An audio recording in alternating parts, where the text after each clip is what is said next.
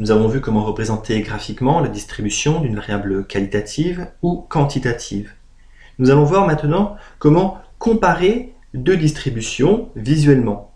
Par exemple, supposons que nous souhaitions comparer la distribution des âges des hommes et des femmes, ou encore la distribution des tailles des hommes et des femmes. Supposons que nous souhaitions comparer la pratique sportive chez les hommes et chez les femmes également. Alors pour ça, nous allons reprendre les graphiques que nous avons utilisés précédemment, mais en ajoutant des variables de groupement. Par exemple, supposons que je vais comparer la distribution des âges chez les hommes et chez les femmes. Je me rends dans Graphe, Barre carte, pour pouvoir représenter la distribution de l'âge. Et en variable de groupement, je vais ajouter la variable sexe. Sexe, je l'ajoute ici. Et je valide.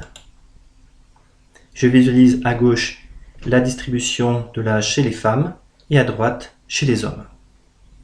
Alors notez que nous aurions pu également avoir une représentation en miroir en nous rendant dans Graphe, Barre carte et en cochant l'option miroir. Comme ceci. Donc en haut, j'ai les femmes, en bas les hommes. Maintenant, je vais revenir sur mon tableau de données et je vais essayer d'obtenir le même type de représentation, mais cette fois-ci pour la taille. J'aimerais avoir la distribution de la taille chez les hommes et chez les femmes. Je me rends sur Graphe, Histogramme, puisqu'il s'agit d'une variable quantitative continue.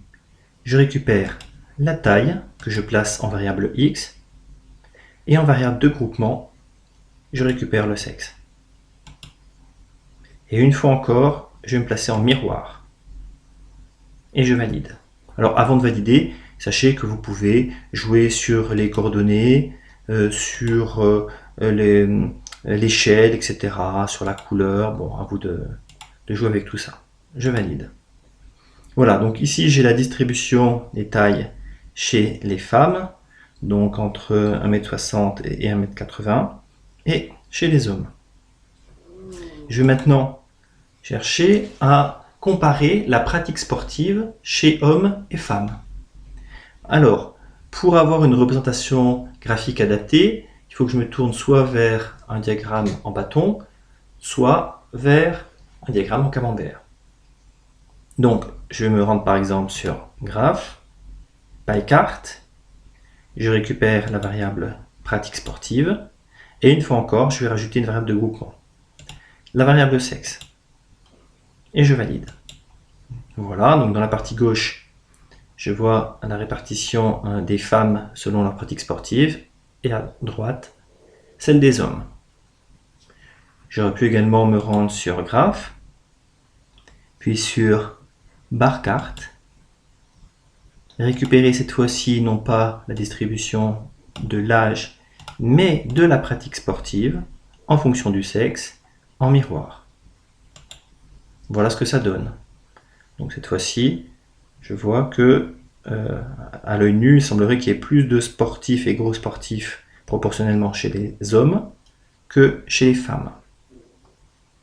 Alors, notez pour finir que nous aurions pu intervertir certaines variables. Par exemple, en me rendant dans Pie carte, j'aurais pu choisir comme variable de groupement non pas le sexe, mais la pratique sportive, et intervertir les deux. Alors je peux le faire parce que les deux variables sont qualitatives. En variable de groupement, je dois obligatoirement avoir une variable qualitative.